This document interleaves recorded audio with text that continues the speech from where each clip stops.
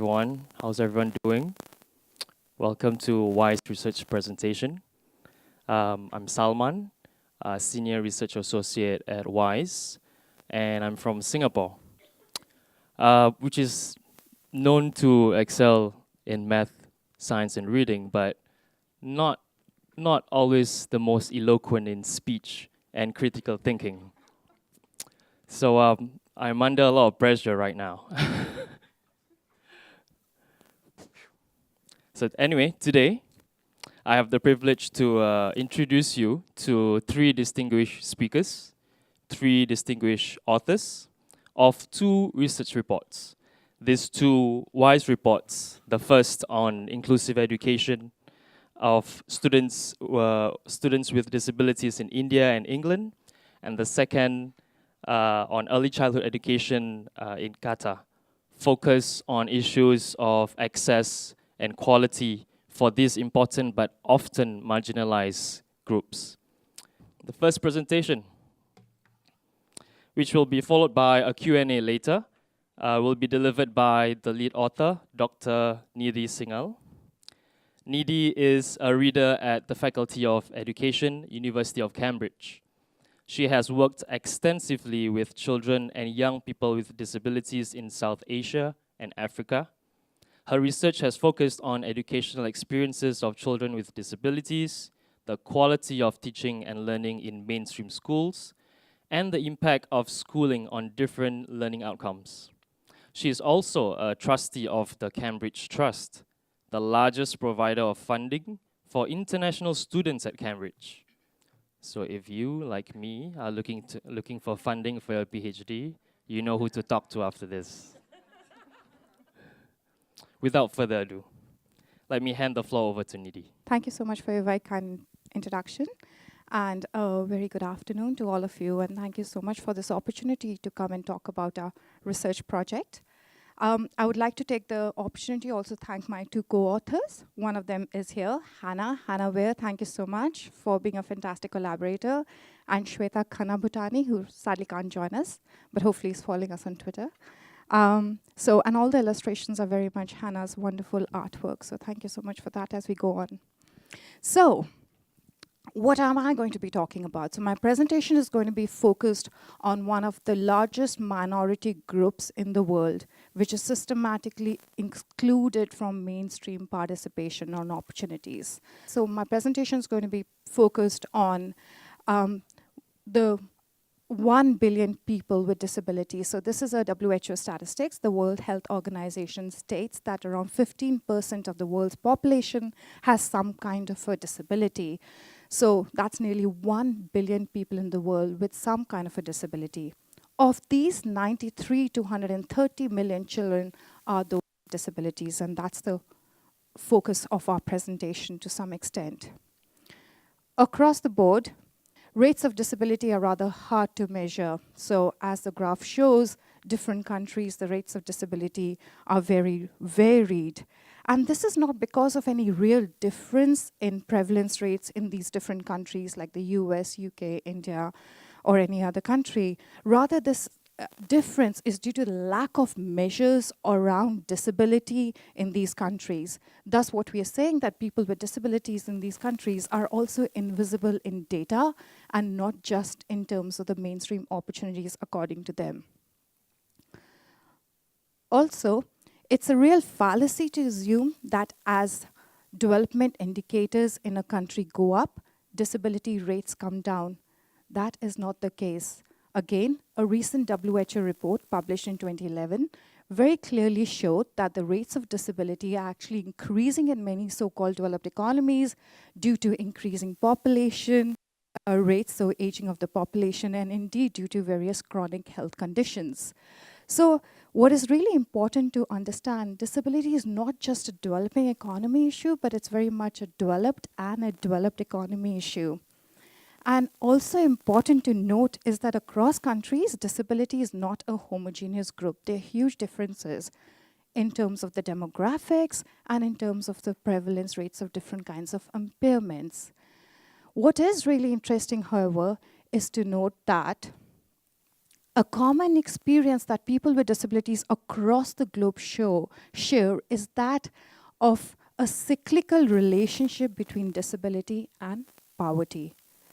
So the Department for International Development, DFID UK, and various bigger INGOs have strongly argued that there's a very strong relationship between disability and poverty.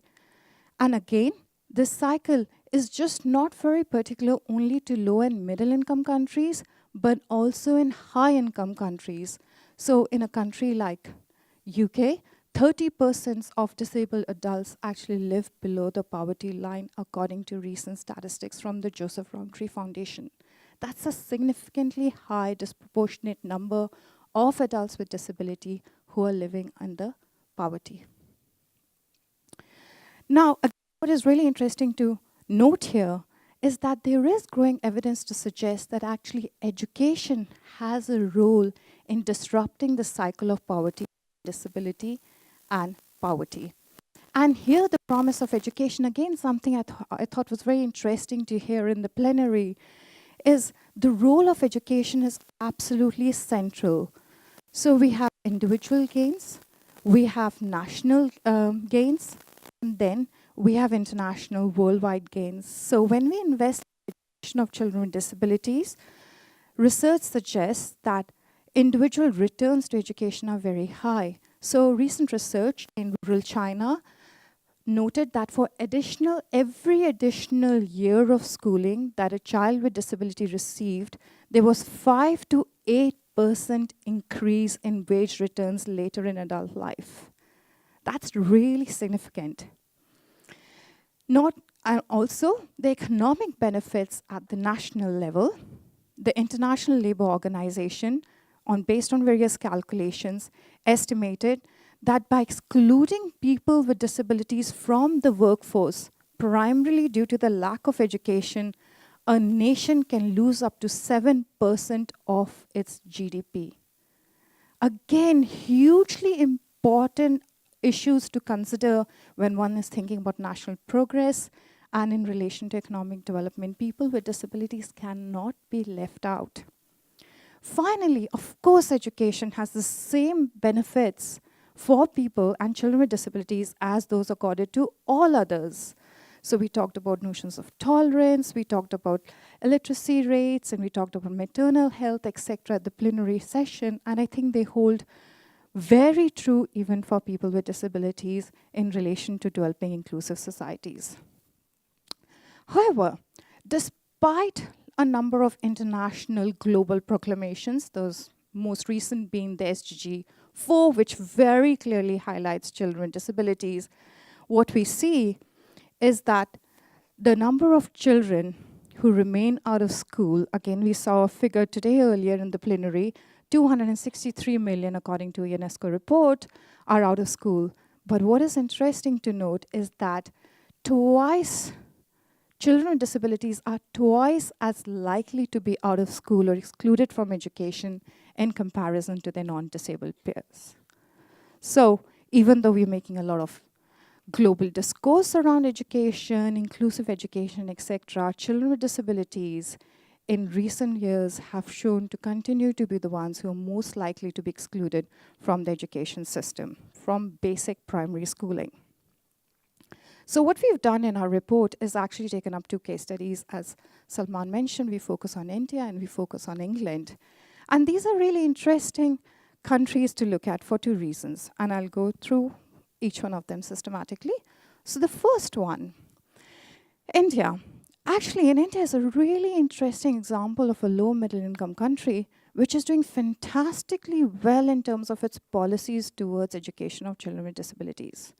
We have some really forward-looking national policies on educating children with disabilities.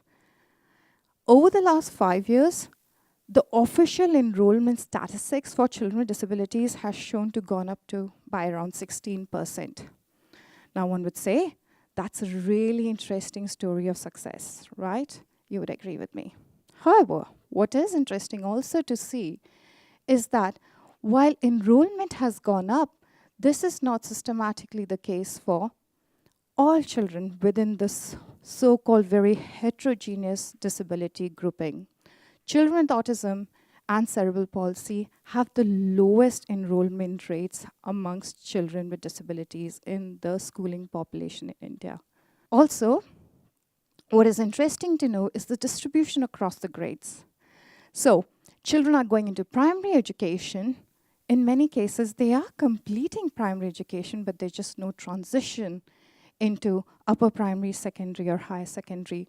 The transition rates to higher secondary are dismal in a country like India, which has been investing a lot in the primary education, but failing to think of transition rates. Now we take the case of UK, and what's happening in England specifically. While access is definitely not an issue in a country like England, children with disabilities, children with special education needs and disabilities make it to the education system. Most of them are in the mainstream education system. A recent DFE report highlighted low attainment, high levels of bullying, and high formal exclusion rates in relation to children with special education needs. So some statistics, only 14% of children with SEND aged 7 to 11 actually reached the expected level of reading, writing, and maths, so as expected of them. Bullying. A recent report showed that there's been an increase in hate speech, hate crime against children with disabilities in mainstream schools. This is a report which was put together by the United Nations Committee on Rights of Persons with Disabilities. Again, more than half the formal exclusions that take place in a country like England are in relation to children with SEND, that's special education needs and disabilities. So, two very different countries with very different education setups. The concerns around children with disabilities merit real attention because of these underlying issues around the quality of education, the lack of progression in these settings. So what we do in our report is, based on evidence from here, we try and put forward a framework for moving in the direction of greater enrollment, but also looking at inclusive quality education, which is a central agenda, I think, which we need to push forward. So rather than just focusing on access, high enrollment, how do we make sure there is more quality education being provided for? So we propose what we call a 3R model that's based on rights, resources, and research. So we say every child has a right to be counted. We need to invest in data in relation to children with disabilities and identifying them. Only if we can identify them can we actually respond to their concerns. So there is a right to be counted, a right to be included in one's data. And there's some really interesting progress being made by bodies such as the Washington Group on Disability, which has been working for quite a number of years in trying to develop culture-fair measures for disability, culturally sensitive, and which can be used in global prevalence rates. So it's worth looking at their work. We also argue there's a right to education, but there's also a right in education. So how do we invest in education to make sure education that children get is meaningful and is of quality? And for that, we argue we need resources. And resources here are hugely central, because what we're saying is not just resources in terms of infrastructure, not just resources in making sure the school infrastructure is sensitive, disabled-friendly, having ramps, etc. Those are necessary, but not sufficient conditions. What we need to do is invest in teaching learning processes. And there are three things we argue here. And the first is really promoting disabled teachers as role models.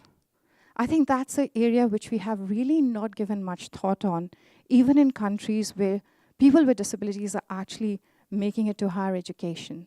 So really investing that in is really powerful and important. Much of the debate tends to be focused on training teachers.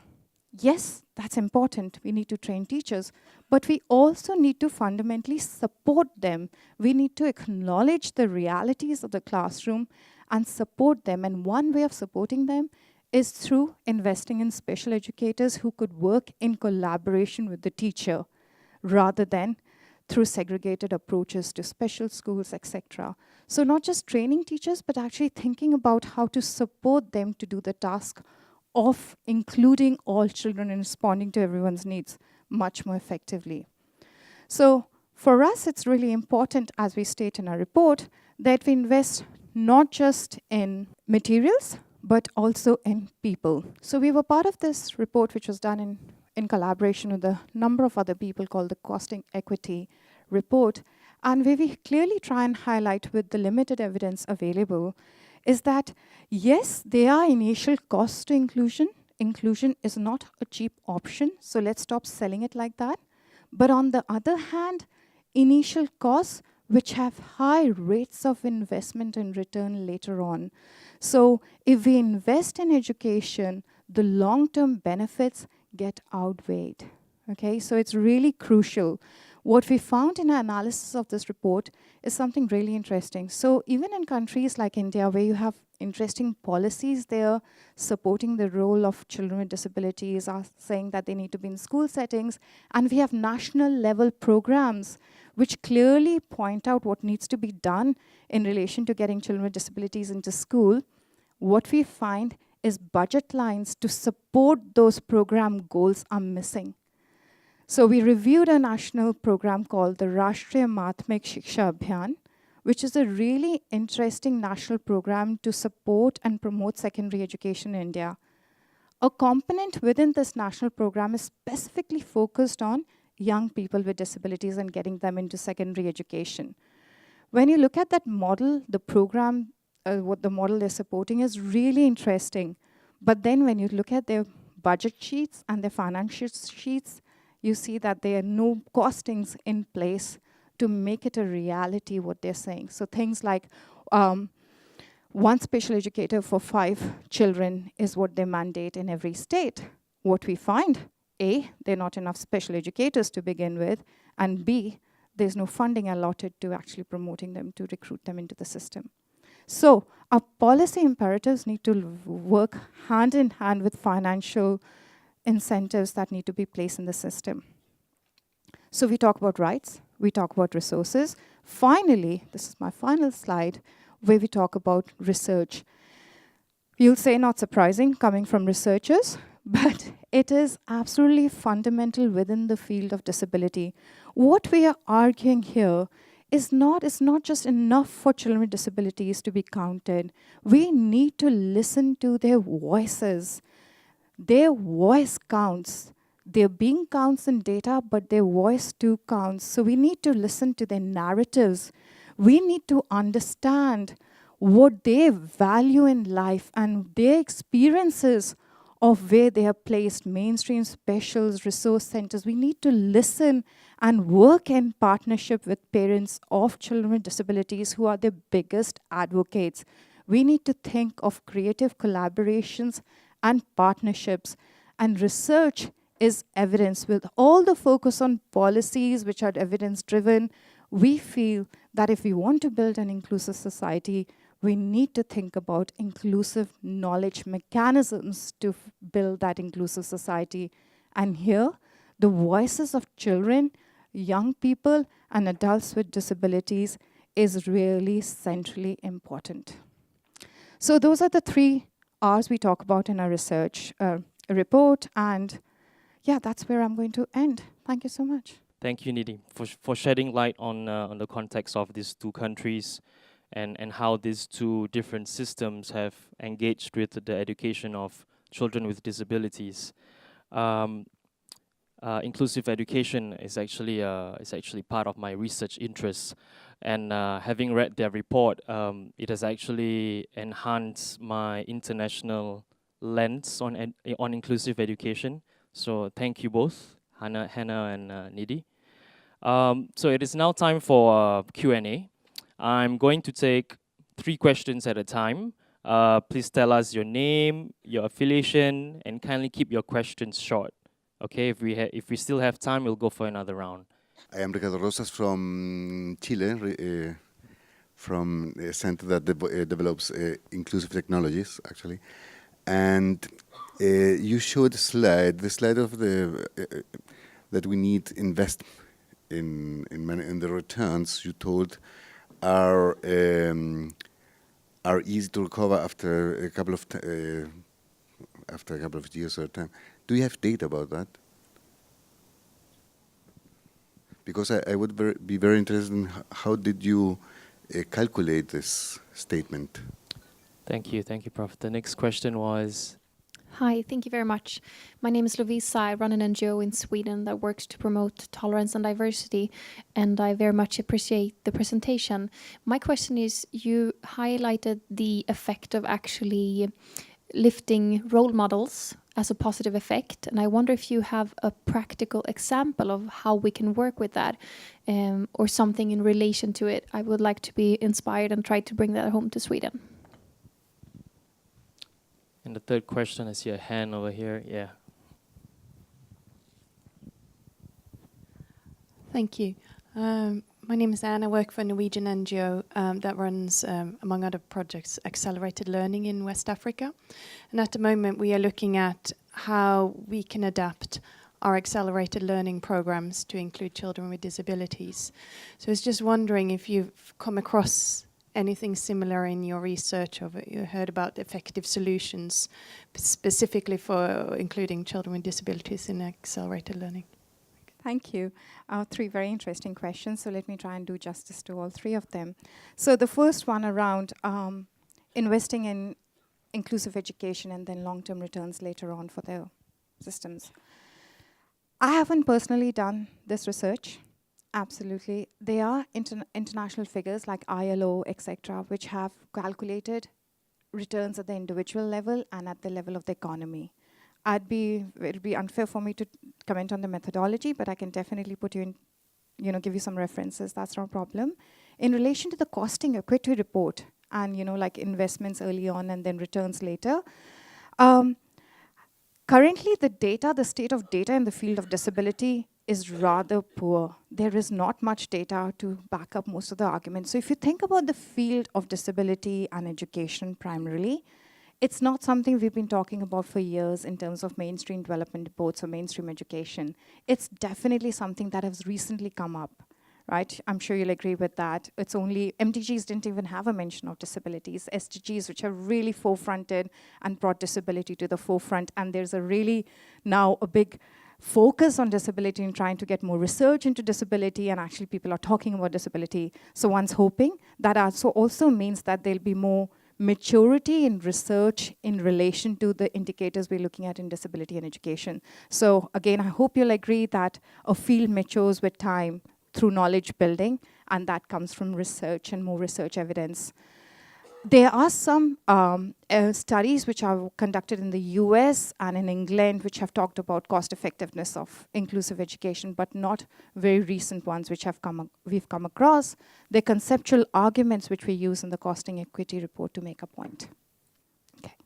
So role models in relation to role models, I'm assuming teachers as role models. There's some really interesting work which I know of in Nepal, which is taking place. And there's also, so I'm a researcher, again, a researcher hat on. There's a really interesting study which is conducted by someone who's himself a blind researcher based in one of the universities in Nepal, and he does an analysis which I think is really fascinating in terms of the effectiveness of teachers who are visually impaired themselves in relation to those without any disabilities and the impact on learning outcomes of children in their class. And I thought that's a really interesting one. So there's some really interesting work there, not at a big level, but in Nepal. So again, I can share the references with you and I hope that'll be inspiring. That's definitely made me think. And actually, Anna and I spent some time looking at what's the state of disabled teachers in countries like England, which have had such disability positive policies, and it's not very positive.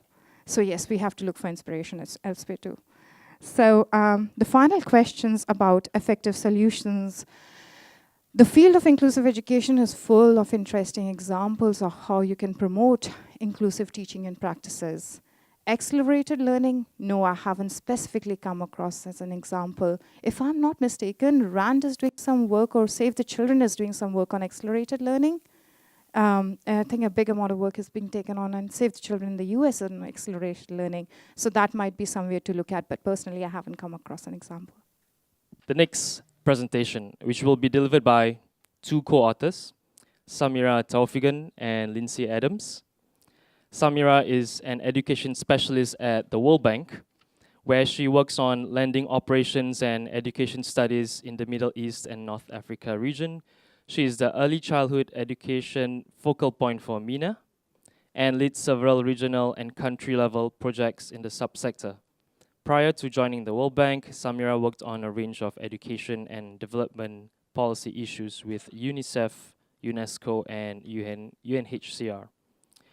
Lindsay, on the other hand, is a consultant focusing on early childhood development with work spanning the global education, health, and nutrition sectors. At the World Bank, she is part of the core team for the Investing in the Early Years initiative. She has authored numerous SABRE early childhood development country reports, including co-authoring the book Early Childhood Education and Development in Indonesia. Other recent bank projects include developing a child health and nutrition indicator system with the Ministry of Health in Seychelles. Okay, so please, Samira, over to you. Thank you. Is this working? Okay. Thank you for that introduction, Salman. It is such a pleasure to be here with you, with all of you today, and to talk about a topic that is very dear to my heart, which is the education and development of the youngest ones in our society. I guess you won't be surprised that a World Bank presentation starts with a graph. So please indulge me, because I'm actually going to start with two graphs. And I think these two graphs have revolutionized the field of education in the last 2 decades. This first graph that you're seeing here came from neuroscience almost 2 decades ago. And it shows how the brain of a child develops. So look at what happens between conception, so birth, and age 5. So this is what we called early childhood. The brain develops exponentially. 1 million new neural connections are formed every second during this stage. Now, because of this fast synaptic growth, we have the greatest brain plasticity at this stage too. So what does this mean? This means that the brain is very malleable, right? So it's very sensitive to its environment and to all types of stimuli. Now, this is a time where we can influence children's brain architecture the most. Now, if we think of our school systems, note that all of this that I've been talking about happens before the child sets foot in primary school. All right, so this is what we're going to be talking about today. Okay, here comes my second graph. Now this one came from economists. And here I'm talking about James Heckman, right? Nobel Prize in Economics.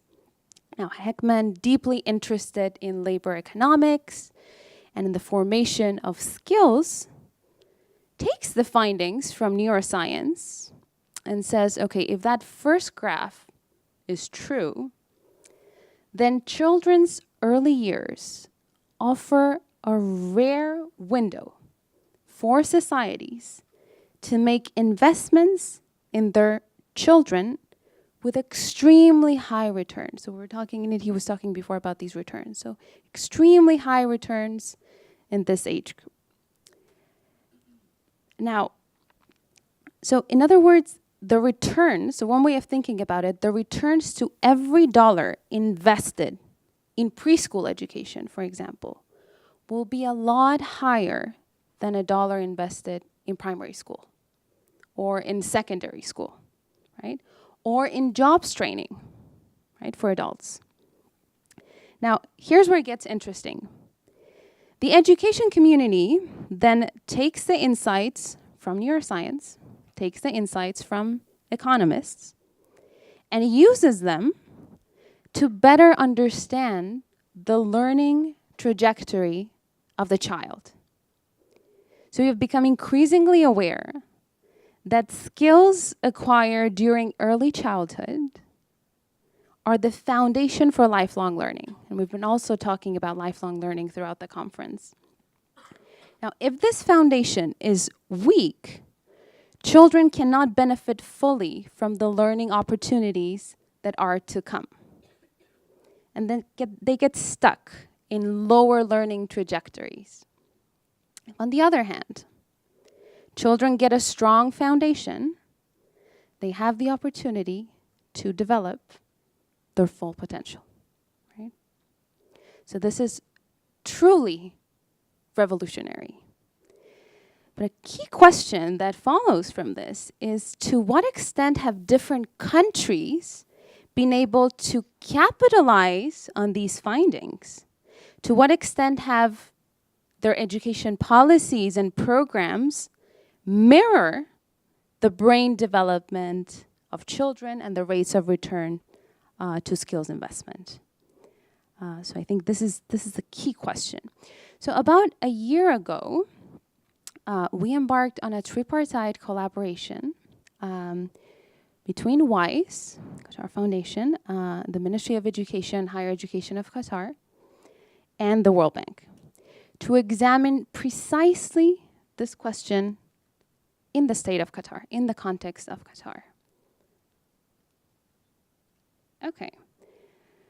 So let me share with you some of the findings from this study, which you can also access online, and then outside there are a couple of copies too. Starting with some key facts about early childhood education, which we also refer to as pre-primary education in this case. So at 4.4%, pre-primary education receives the smallest share of the public education budget compared to, in this case, primary education and secondary education levels. Now, two caveats here. We're using the latest publicly available data, and you see from there it's from 2009. So things might have changed since then. We're hoping things might have changed since then. Now, the second is that data for post-secondary was not available for this study, and so we can't compare expenditures between pre-primary and post-secondary. But this is still informative.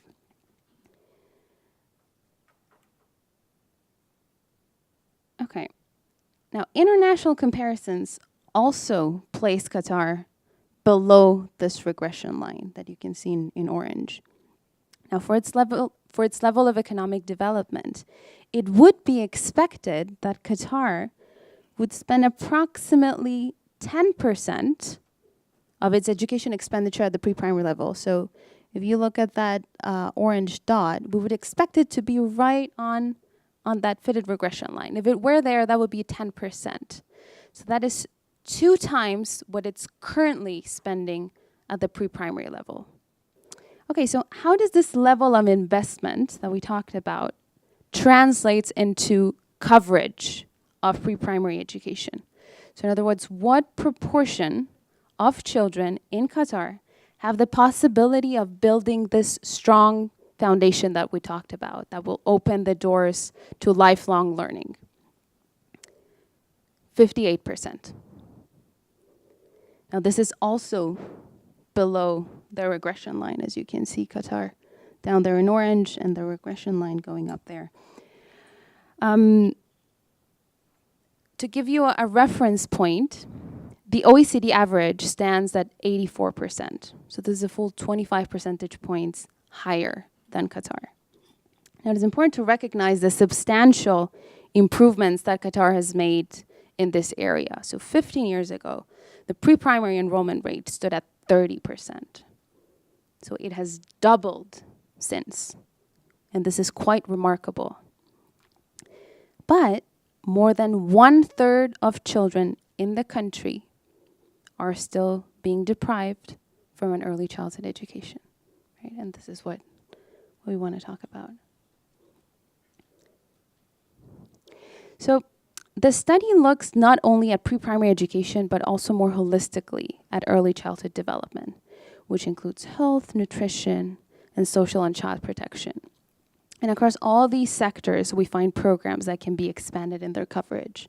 So I'm not going to go through them because the study covers them, but here we're talking about, for example, breastfeeding promotion programs, right? That can also be expanded substantially in Qatar. So we looked at investments, which arguably are the inputs that we're putting into the system. We have looked at programs and their coverage. Now, what about the outcomes down the results chain? What we really care about. How are kids doing at this stage? Are they developmentally on track? Now, this is a question that most countries are trying to answer today. So why are they trying to answer this? So that they can quickly identify early gaps and design programs to address them before it's too late. Now, being able to identify these early gaps requires collecting valid and reliable data. Now, in Qatar, we're able to identify some data through the MIX, which is a multiple indicator cluster survey, which is a household survey that was administered back in 2012 to a national representative sample in the country. So the MIX allows us to get some indication of early development of 3 and 4-year-olds across 4 domains that we'll talk about. But let me caveat this by saying that this data is reported by caregivers and by parents, which is a good start. But increasingly, countries are moving towards direct child assessments, and then they're triangulating this with teacher surveys, with caregiver surveys, to get a more valid estimate of what's happening. And let's look at the data still, because I think it provides some good indication. I'm going to start with executive function. So what is executive function? Think about a control tower in an airport, in a very busy airport. I don't know if Doha is a very busy airport, but think of a control tower in Doha's airport. Just as this control tower safely manages arrivals and departures of all the aircrafts, we have mental processes in our brains called executive function that enable us to plan, to focus attention, to filter out distractions, right? So that we can juggle multiple tasks, so that there's no collision between aircrafts departing and arriving and so on and so forth. Now, this is a strong driver of children's academic performance over time. In Qatar, parents report that around 60% of children in this age group do not get distracted easily when performing a simple task, which is great. But this also means that 40% are having a harder time. Let's look at the second dimension, early socio-emotional development. We talk a lot about non-cognitive skills and how important they are for, finding a job and for the economy of a country. But it is during early childhood that these socio-emotional skills begin to develop. So the question is, are children learning how to navigate and regulate their emotions? And are they able to successfully interact with others, be it their peers, be it other adults? Now, 75% of parents report that their children are able to do this successfully.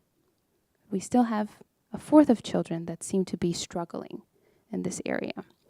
And finally, we have emerging literacy and numeracy skills. So that include early skills like counting, right?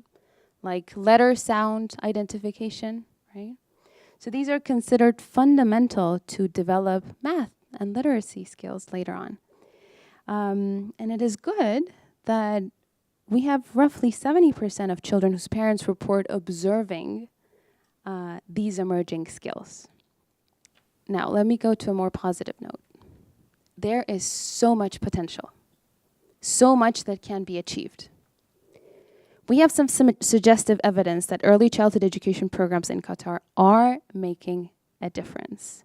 We talked about these 4 domains, and that a third of children are not fully developing their skills in these domains.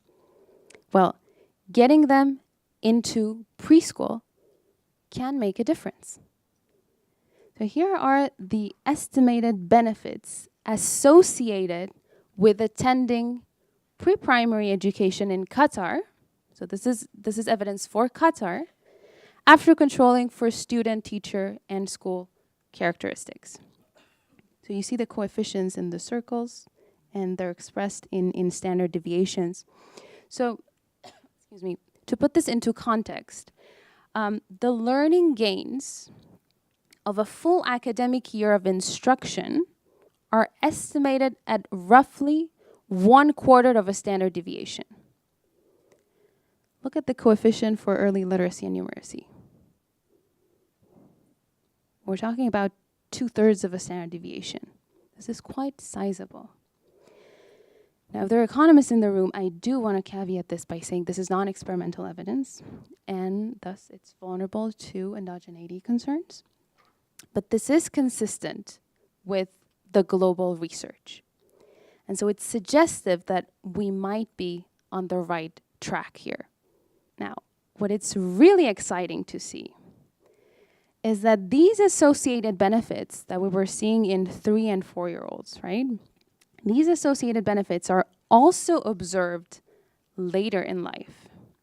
So students who attended pre-primary performed significantly better than their peers at age 15, right? So this can be 10 years after they attended pre-primary, right? And this is measured by PISA, which is the Program for International Student Assessment. Now, PISA was conducted in 2015 in Qatar, so this is data from 2015. So in the case of Qatar, they performed better in every one of the subjects that is assessed in PISA: math, reading, and science. So after accounting for school, teacher, and family characteristics, children in Qatar who attended pre-primary scored an average of 9 to 11 points higher than their peers that did not attend pre-primary. This is equivalent to roughly 3 additional months of schooling.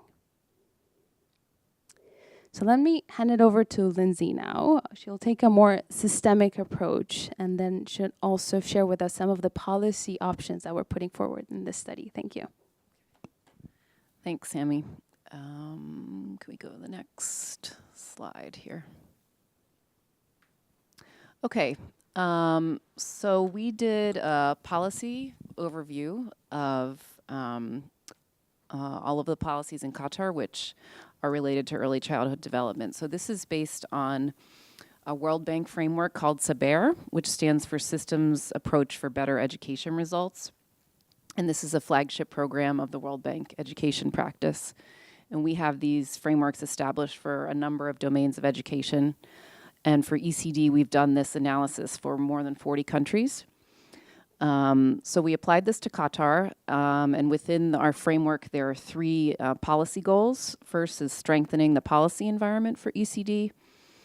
Second is improving the coverage and scope of programs. So how many children are successfully being reached by the programs, and also are there essential programs in each of the 4 sectors, which include education, health and nutrition, and also child and social protection. And then the third policy goal is related to quality assurance. So a lot of times there's policies in place, but there's not much work to make sure that they're actually being implemented at a high quality. So to go a little bit more in depth, so for the policy environment, we have 3 sub-goals. The first is the legal framework. So that's what are the laws that are in place. So for that, we looked at breastfeeding rates, and that's also related to the coverage and scope of programs. But for now, I'll just talk about it in this section. So the exclusive breastfeeding rate is, I think it's around 29% exclusive breastfeeding till 6 months. So that could certainly stand to be improved. The World Health Assembly Global Nutrition Targets for 2025 call for countries to be at least 50%. But that also requires sort of a legal framework to promote and support the practice. Maternity leave is, I believe, 8 weeks for the private sector, 7 weeks for the public sector, and there's a few days of paternity leave. Maternity leave is really important, for helping to establish breastfeeding, because it's a lot harder for a mother to do once she goes back to work. It's also really important for bonding, as everyone who has had a baby knows. There are a lot of work, and it takes a lot of time and effort, and also we really know that that parental bond is strengthened during maternity leave, and that's really important. And paternity leave can also help establish a strong bond with the father, which yields benefits for the child throughout the child's life. On child protection, so this encompasses issues like caring for children who may be abused or trafficked, or whose families can't take care of them. So there are a number of NGOs caring for these children and working on these issues, but there's not a clear policy from the government on what the government's actions will be for these children. For special needs, there is a policy guaranteeing access to education for children with special needs. It's not clear to us how many of these children actually are getting the quality of education they need.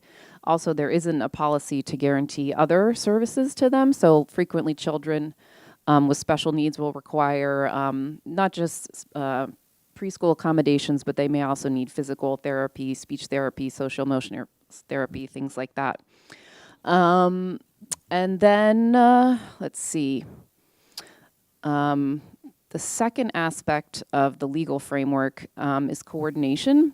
So this is a big issue everywhere, not just in Qatar, but because of the nature of childhood development, usually different ministries and bodies are responsible for various aspects of it, because children need good health care and nutrition and social programs, and their families need support, they need education. So those are scattered all throughout. So in Qatar, there are some sectoral plans. So for example, there's a nutrition sector strategy, an education sector strategy, but there's not an overarching strategy for ECD. So there's sort of policies scattered about, but there's not one clear vision where everything is articulated, and then nor is it articulated how these different pieces of the system are going to work together. So that's probably means that there's a lot of gaps in the system, and also inefficiencies, because people don't know quite what they're supposed to be doing, and some kids are falling through the cracks. So also related to coordination is we recommend establishing an institutional anchor to coordinate across ECD sectors. So this could look a variety of ways in different countries. Sometimes it's an independent body that's not attached to a specific minister. Sometimes it's an office within a specific ministry, but some body that's coordinating not just within the government, but also with the NGOs, because frequently NGOs and private schools are also involved. So there needs to be some body who's sort of the point person or point body for all of this. And then the third aspect of legal framework is finance. So Sammy quoted the figure from 2009 about how much is spent on pre-primary. We couldn't find any more recent figures. The reason is that Ministry of Education budget, they can't disaggregate by level of education. So they know they spent X amount on education in the past few years, but they don't know how much of that went to the early childhood period. The same for Ministry of Health and other ministries. So we need to know how much is being spent, and ideally the ministries and bodies should be coordinating their budgeting efforts to make sure that there aren't redundancy. And also that there should be clear criteria about how the funding are allocated. So children, for example, with schools that have a lot of children with special needs, they should get more funding. Basically, it's an issue of efficiency, so we need to make sure that our resources are going where they're needed the most, and also transparency, so we know how much is being spent, and so that we can be accountable. Okay, so the second policy lever, I better hurry up. Okay, it's improving the coverage and scope of programs. So I mentioned breastfeeding.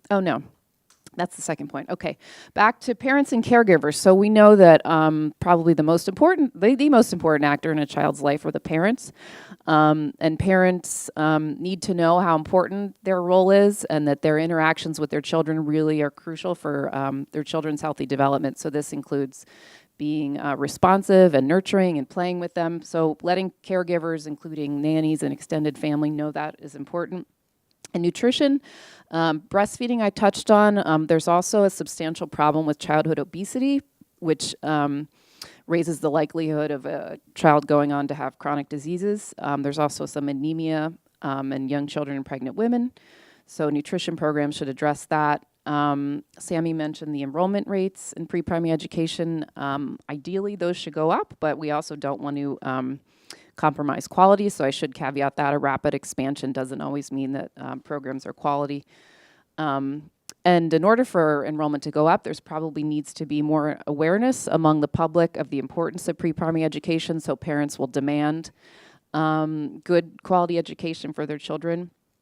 One thing we found in our analysis is there are some disparities in access to prenatal services between Qatari and non-Qatari women. The non-Qatari women tend to have fewer prenatal visits, so that might be something worth investigating. Okay, then the last policy lever, Sammy touched a bit on data. So we don't have that much good recent data on ECD in general. So first, related to child protection, we don't know how many children there are who've been reached by services for abused children or orphans, et cetera. So we need better data on that so we can, the government can allocate, and I say we, but meaning you, really, the Qataris.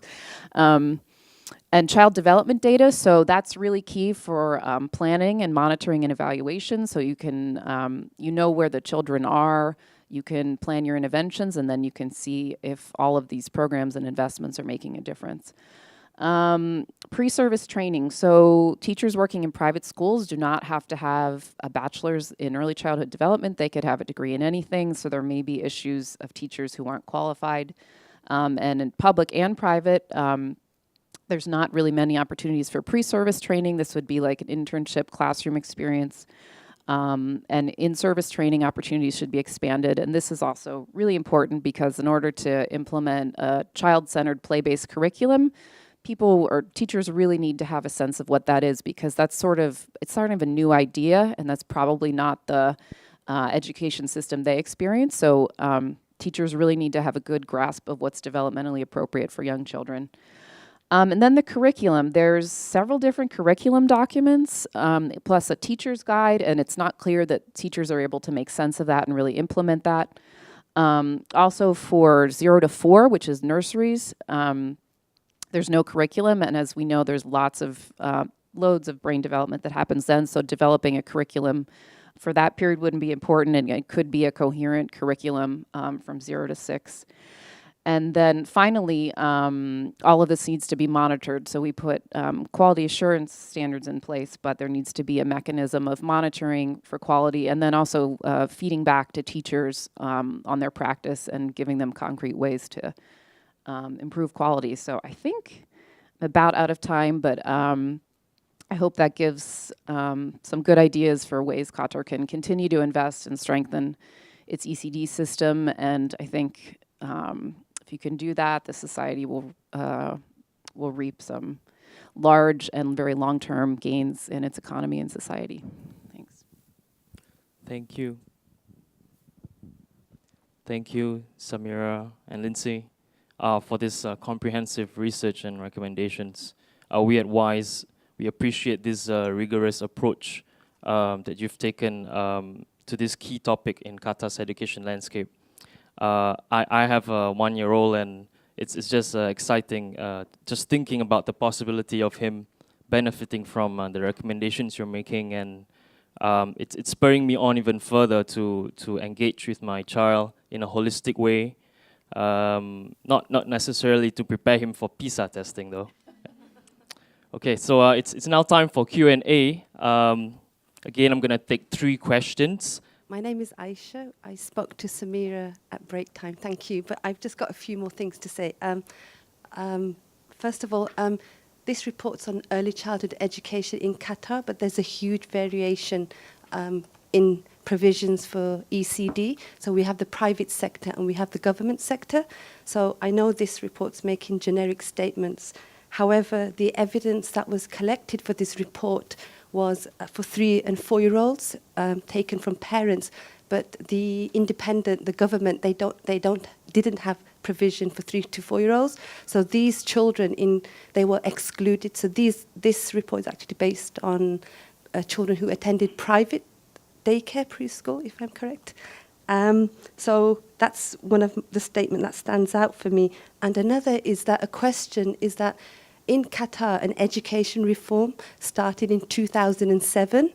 The early years reform started in 2008. So how many years, I mean, you're experts, before we measure early childhood outcomes, how many years do we need before we can have the evidence base to say that Qatar is performing, the children are performing at this level? Because, as I mentioned, it was 2008 when the government schools actually started the early years reform. And if this data is 2008, but it excludes independent schools, so I'm just trying to look at the recommendations that are made at policy level. Thank you for your question. Thank you. Second person.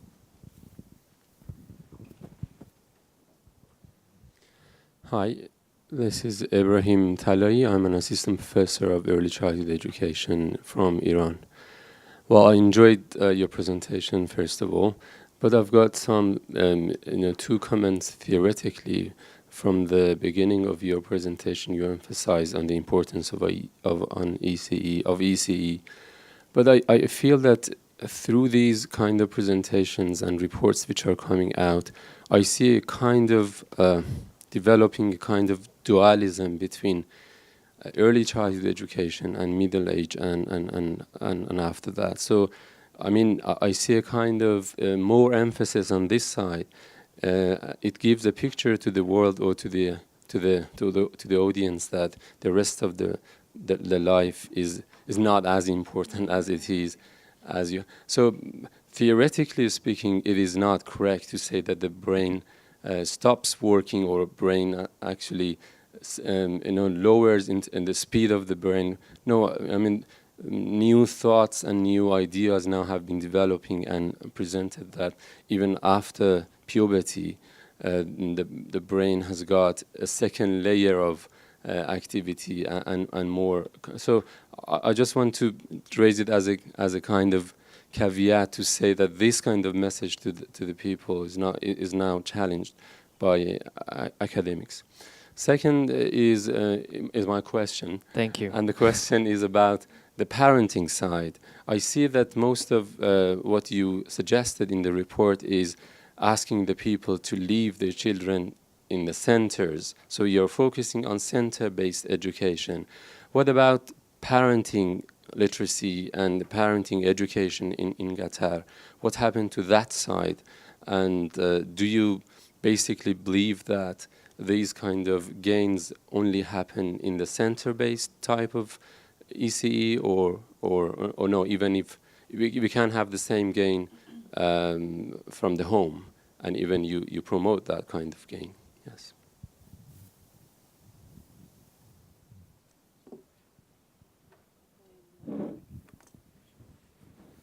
Is this on? Okay. Okay. Well, thank you very much for these exciting and stimulating questions. That's exactly what we need. Ms. Aisha, I had the privilege of speaking to you earlier this morning, and this question that you raise about data, it's so critical. It's so critical. So we did mention this is data, that the analytical portion that we're using, the mixed data, which is a household survey. This was collected in 2012. And this is as reported by parents and caregivers, which introduces a number of biases into this, right? So the most common bias that we can think of is social desirability bias, right? Which is if somebody asks about my kid, is your kid doing well? Is he able to do all of these things?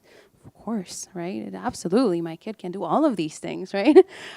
So this is one of the main biases that gets introduced in these types of surveys. Having said that, what was interesting from the data is that we still have a nice distribution. We still have parents that are saying, no, my kid cannot do these things. I've never seen my kids, being able to count, right? Which is in a sense indicative. So one of the main recommendations, I think, coming from this report and upon consultations with the ministry and with Qatar Foundations is we really need to strengthen our evidence base. Yeah? As soon as we have data, and I really like what Nidhi was saying in her panel, and I think there are a lot of commonalities between the two. Some of these issues are invisible in the data. We don't even fully understand what might be happening because we don't have that granularity in the data, right? And so more and more we're seeing countries, OECD countries, but also many countries from Latin America, even countries from Africa, from other Middle East and North Africa countries that are using different tools to be able to measure child development outcomes, right? And try to triangulate all of this. So yes, I'm going to ask parents, I'm also going to ask teachers, and I'm going to conduct direct child assessments and triangulate all these three so that by the end of the day, I have the pulse of what's happening with the development of the children in my country. So to your point, this is, I think, a critical issue. You mentioned when should we start measuring this reform that you conducted in 2007, 2008, the early years reform? It's very helpful to start with a baseline, right? To know where am I, right? So that as soon as I introduce a reform, I'm able to trace it through time, right? So if you're considering doing some sort of data collection, I would say go for it. Absolutely, go for it. Let's see how kids are doing. Let's try to use as much as possible robust measurements so that we can be tracing kids and programs through time and start measuring some of these impacts. I don't know if you want to add anything to that, or should I go to the second question, or I can add to the second. Oh, okay. Okay. So, Professor Ibrahim, it's so nice to have you from Iran. So I think the point that you're raising is, again, very, very important. And perhaps we didn't have enough time to emphasize this, but we're certainly trying to bring this up in the report, and I'm happy that you're bringing it up now. There is no way that the impacts that we can expect from early childhood development programs can be sustained through life without the necessary and adequate investments later on. Impossible, right? So we have, in many programs that have been very rigorously evaluated across the world, what we call fade-out effects. So initially, they invested in a very high-quality ECD program, right? Huge gains in cognitive skills, non-cognitive skills, but then they weren't able to sustain these gains because they didn't invest in high-quality primary education and high-quality secondary education, right? So all to say, we're trying to bring attention to early childhood because it's a relatively nascent subsector, right? Most countries have a developed primary sector, developed secondary subsector, right? And they have enough quality assurance mechanisms in place. Enrollment is nearly universal. Now, this is a pretty emergent subsector, and that's why we're trying to bring attention to it. But to your point, you're absolutely right. You really need enough investments of high quality throughout the education system to be able to find the outcomes that you want to find. Do you want to add anything to this? Not really. I mean, just that, yeah, neuroplasticity, I think, exists throughout our lives, but it decreases a little bit. So I would just say that there are some things that are time critical. So for example, a child who's stunted in the first few years, which isn't a problem in Qatar, I don't think, you can't actually remediate that. It's sort of, there's this window of time where if the child doesn't receive adequate nutrition, their brain is like, basically it's lost X amount of potential that can't be regained. And it's just much more expensive to remediate later on. But of course, the later years, every part of life is important, but as Sammy said, it's just we have this explosion of evidence for the early years, and it's kind of a change in mindset. So it is something that I think the awareness we continue to need to build, and obviously as an ECD expert, you hear this all the time, but we sometimes forget that this is still sort of new to many people. So on the parenting versus center-based, I mean, I would like to think we're not privileging center-based. I mean, we are, most of the evidence is based, or the data are based on center-based interventions, but parenting is hugely important. I mean, a kid who arrives to pre-primary at 4 or 5, but whose parent hasn't been providing a warm environment and singing and playing with them and talking to them is way, way behind, and also probably doesn't have the strong emotional base that we all need to succeed in life. So I think raising awareness among parents of their really important role that they have in this, in their children's well-being and development, even from day one, is really important. And as economists, we always think of trade-offs. So, is a center-based program necessarily better? No, not necessarily. It depends on what the kid's getting at home. I mean, it's just that, we're not all experts in early childhood development. I have sort of a policy background, but I don't know how to teach my kid to read. I can sing songs and read stories, but, there's some things that I would rather that the experts do. But I'm still really glad that I, know all these other things I can do at home, and that playing and singing are all really important. So I hope that's some way. I mean, we'd really like to see both, and both are crucial. Thank you so much. It's my pleasure to have you speak about your research, which happens to be close topics to my heart. So please join me in giving them a round of applause.